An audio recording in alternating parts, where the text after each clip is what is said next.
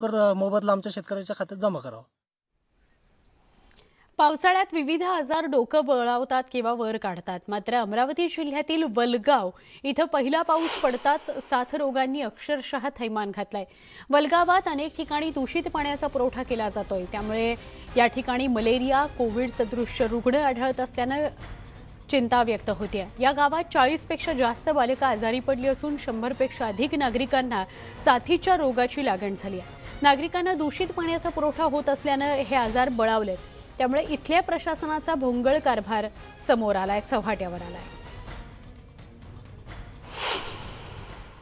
वरिष्ठांशी झालेल्या चर्चेनुसार आज टीम तयार करण्यात आलेली आहे आणि जवळपास 10 टीम पाठवत आहे। ज्या वार्डामधून जास्तीत जास्त आम्हाला रुग्ण आढळत आहे त्या वार्डामध्ये आम्ही आज टीम रवाना केली आहे आणि तो सर्वे म्हणजे जास्तीत जास्त उलटी, संडास आणि लोकांच्या म्हणजे आशांच्या म्हणण्यानुसार जे कावीळचे रुग्ण निघत आहे तर त्यांचा पण आम्ही सर्वेसाठी टीमला पाठवलेला आहे।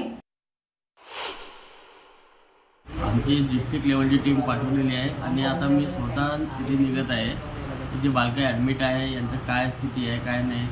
कारण जो कावीळ आजाराबाबत आहे, काहींचं सस्पेक्टेड आपलं जे गॅस्ट्रोचं आहे पेशंट, तर ते कन्फर्म करायचे की नेमकी साथ कशाची आहे ती। तर आपण जसे ब्लड रिपोर्ट वगैरे मागितलेले आहे सगळे आणि त्यानुसार मग आपल्याला डिक्लेअर करायला हे होईल। सध्या एक चांगलं बाब हे आहे की डेथ अजून आपल्याला रिपोर्टेड नाही झालेली आहे।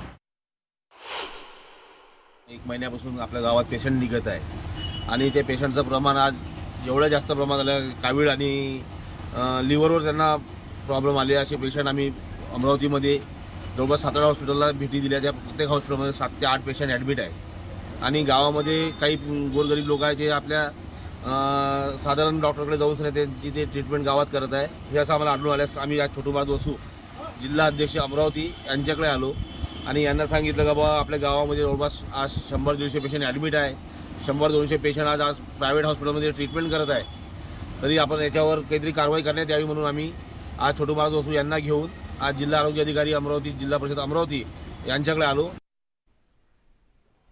तुम्ही जर फळांचं ज्यूस पीत असाल तर ही बातमी आपल्या सगळ्यांकरता